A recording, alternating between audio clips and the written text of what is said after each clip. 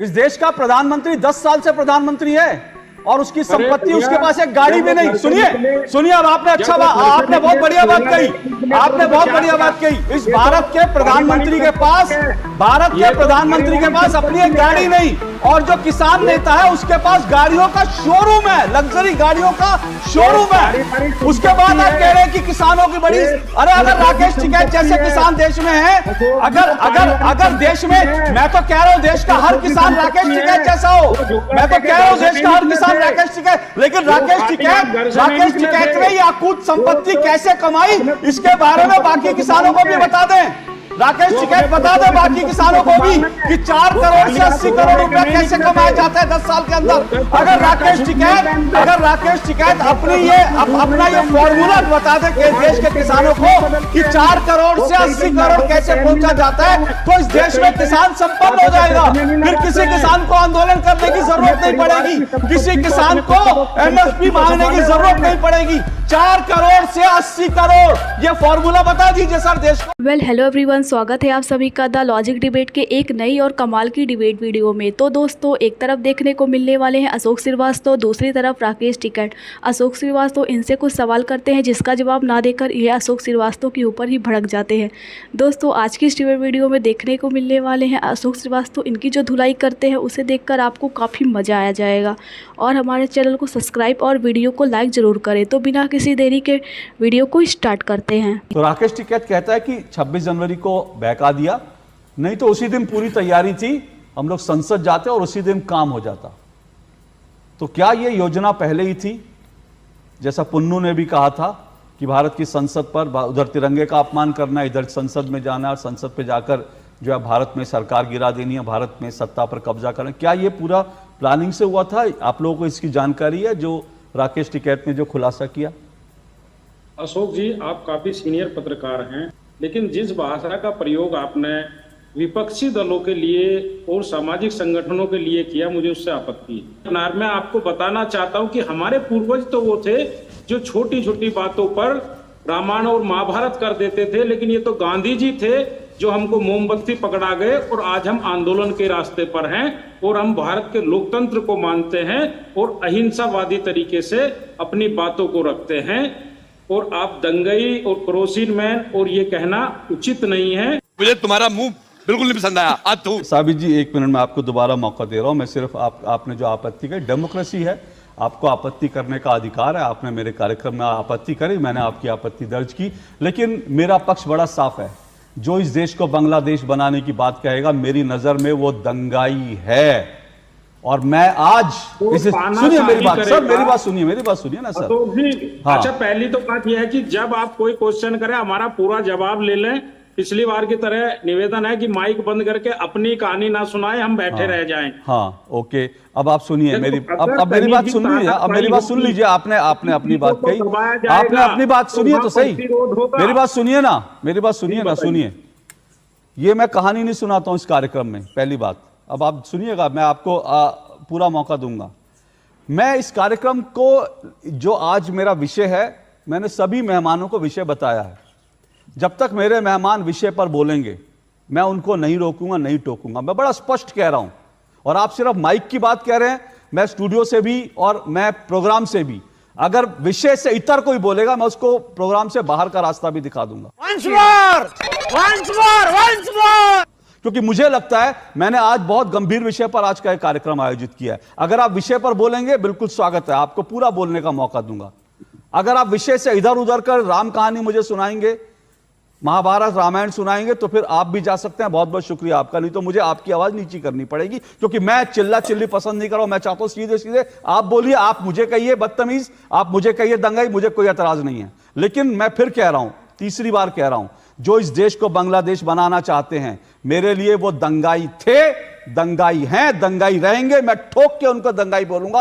आपको आपत्ति हो तो आप मुझ पर मुकदमा कर दें, आपको आपत्ति हो तो आप मेरे घर जो है गुंडे भेज दें, आप जो मर्जी कर सकते हैं, लेकिन मैं दंगाइयों को दंगाई ही बोलूंगा। अब आप अपनी बात, मैंने जो सवाल पूछा था उस पर आप अपनी बात रखें।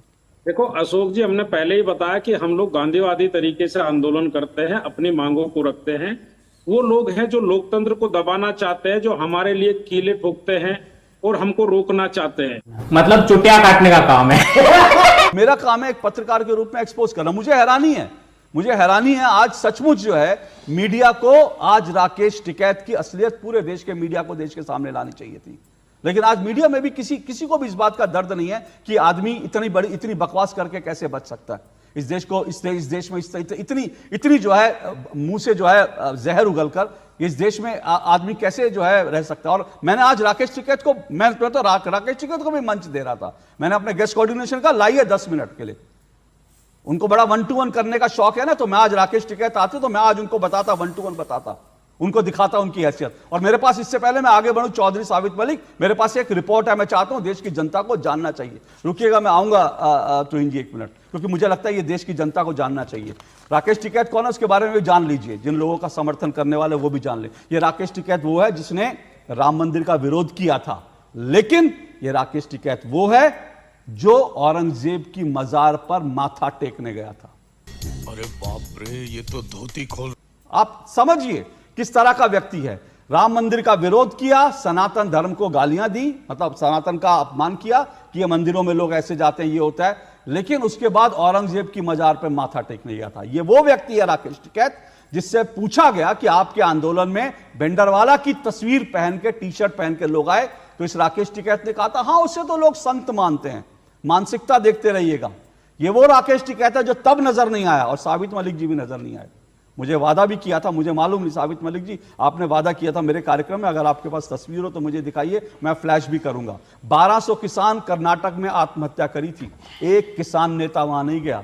राकेश टिकैत को एक बार चिंता नहीं हुई, क्योंकि वो राकेश टिकैत, क्योंकि कांग्रेस के इस वक्त नाम की राजनीति कर रहा है, इसलिए जो है कर्नाटक में जाता है तो उसको जो है, जो कांग्रेस से जो सांठगांठ है ना, वो फिर धरी रह जाती। ममता बनर्जी का भी आज सपोर्ट इसलिए किया देश के खिलाफ। रुकिए साबित मलिक, सुनिए, सच्चाई बोल रहा हूं, सुनिए, तस्वीर हो तो दिखाइएगा। 1200 किसानों के परिवारों का दर्द आप जानने के लिए गए थे, तो तस्वीर हो तो मुझे भेजिए, मैं अभी चलाता हूं।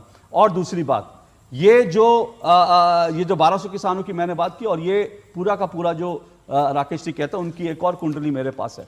इस व्यक्ति के पास, ये किसानी कितनी करता मैं नहीं जानता, लेकिन इस व्यक्ति के पास देश के 4 राज्यों और 13 शहरों में संपत्ति है। 4 राज्यों और 13 शहरों में संपत्ति, और संपत्ति भी क्या क्या है, शोरूम है, ईंट के भट्टे हैं, महंगी महंगी गाड़ियों के शोरूम है, लग्जरी गाड़ियों के शोरूम है। और ये इस रिपोर्ट के अनुसार इस राकेश टिकैत की संपत्ति करीब 80 करोड़ रुपए है। देश में एक किसान की जो आमदनी है महीने की, वो 7,000 रुपए है। इस राकेश टिकैत की, इस मेरे पास जो रिपोर्ट है उसके अनुसार 80 करोड़ इसके पास संपत्ति है। जबकि 2014 में जब चुनाव हुआ था, सोचिएगा, ये भी देखिए, 2014 में जब चुनाव हुआ था, और चुनाव के समय जब इनकी जमानत जब्त हुई थी, 2 बार चुनाव लड़ा, दोनों बार जमानत जब्त हुई, तब इसने जो अपने संपत्ति का ब्यौरा दिया था, 4.5 करोड़ रुपए दिया था। और अब ये मीडिया रिपोर्ट कहती है कि इस वक्त 80 करोड़ रुपए राकेश टिकैत की संपत्ति है। आप समझ लीजिए इस देश में कौन लोग किसान आंदोलन की अगुवाई कर रहे हैं, कौन लोग किसानों के नाम पर जो है मलाई खा रहे हैं, कौन लोग किसानों के नाम पर जो है दुनिया भर से पैसा इकट्ठा कर रहे हैं, क्या क्या कर रहे हैं, ये कच्चा चिट्ठा आपके सामने है। माननीय अशोक जी, मैं कह रहा था, आपको एक किसान की संपत्ति तो दिख गई, आपने कभी माननीय देश के गृह मंत्री की संपत्ति का भी उजागर करें कि 2014 से पहले क्या थी और आज क्या है, और माननीय प्रधानमंत्री जी की पहले क्या थी और आज क्या है। प्रधानमंत्री जी की संपत्ति आपको पता कितनी है? साले को बम से उड़ा दूंगा एक बार हाथ में आ जाए। प्रधानमंत्री की संपत्ति जो है टिकैत से कम है। इस देश का प्रधानमंत्री 10 साल से प्रधानमंत्री है, और उसकी संपत्ति, उसके पास एक गाड़ी भी नहीं। सुनिए, अब आपने आपने बहुत बढ़िया बात कही, आपने बहुत बढ़िया बात कही। इस भारत के प्रधानमंत्री के पास अपनी एक गाड़ी नहीं, और जो किसान नेता है उसके पास गाड़ियों का शोरूम है, लग्जरी गाड़ियों का शोरूम है। उसके बाद आप कह रहे हैं कि किसानों की बड़ी, अरे अगर राकेश टिकैत जैसे किसान देश में है, अगर देश में, मैं तो कह रहा हूं देश का हर किसान राकेश टिकैत जैसा हो, मैं तो कह रहा हूं देश का हर किसान राकेश टिकैत, लेकिन राकेश टिकैत ने यह अकूत संपत्ति कैसे कमाई, इसके बारे में बाकी किसानों को भी बता दें। राकेश टिकैत बता दे बाकी किसानों को भी कि 4 करोड़ से 80 करोड़ रुपए कैसे कमाए जाते हैं 10 साल के अंदर। अगर राकेश टिकैत अपना ये फॉर्मूला बता दे कि देश के किसानों को कि 4 करोड़ से 80 करोड़ कैसे पहुंचा जाता है, तो इस देश में किसान संपन्न हो जाएगा। फिर किसी किसान को आंदोलन करने की जरूरत नहीं पड़ेगी, किसी किसान को एमएसपी मांगने की जरूरत नहीं पड़ेगी। 4 करोड़ से 80 करोड़ ये फॉर्मूला बता दीजिए सर देश को। भारी मिस्टेक हो गया सर एकदम। अशोक जी वो 10 लाख का सूट नहीं पहनते। अरे सूट तो छोड़िए ना, सूट कपड़े कौन, अरे 4 करोड़ से 80 करोड़ का फॉर्मूला। साबित मलिक 4 करोड़ से 80 करोड़ का फॉर्मूला बताइए देश को आज, बताइए आज देश को फॉर्मूला बताइए। 4 करोड़ से 80 करोड़ देश के किसानों को बताइए फॉर्मूला।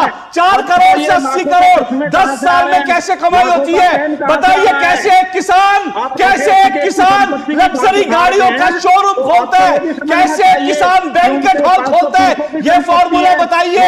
साबित मलिक ये फॉर्मूला बताइए देश को आज, बताइए देश के किसानों को। कंट्रोल साबित मलिक देश के किसानों को फॉर्मूला बताइए 4 करोड़ से 80 करोड़ कमाने का। देश के किसानों से गद्दारी मत कीजिए साबित मलिक, देश के किसानों से गद्दारी मत कीजिए। देश के किसानों को बताइए कैसे आप जैसे किसान 4 करोड़ से 80 करोड़ कमाते हैं। पूरे देश के किसानों को बताइए, देश के किसानों से गद्दारी बंद कीजिए। बताइए देश के किसानों को, बताइए देश के किसानों को 4 करोड़ से 80 करोड़ का फॉर्मूला बताइए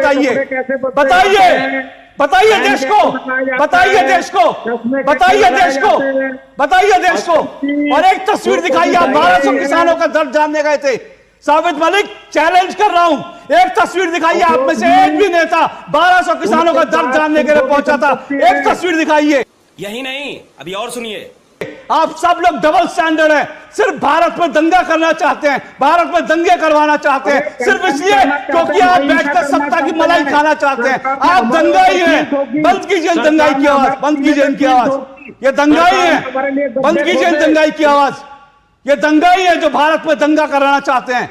ये वो लोग हैं जो 4 करोड़ से 80 करोड़ पे पहुंच जाते हैं और बाकी किसान मरता है, और जो 1200 किसानों ने आत्महत्या की उनका दर्द जानने भी नहीं जाते। शर्म आनी चाहिए आप लोगों को। बताइए देश के किसानों को कि राकेश टिकैत ने 4 करोड़ से 80 करोड़ कैसे कमाए। वो अगर फॉर्मूला बता दे तो इस देश के किसानों को एमएसपी की जरूरत नहीं पड़ेगी, इस देश के किसानों को आत्महत्या करने की जरूरत नहीं पड़ेगी। राकेश टिकैत एक बार अपना फॉर्मूला बताएं।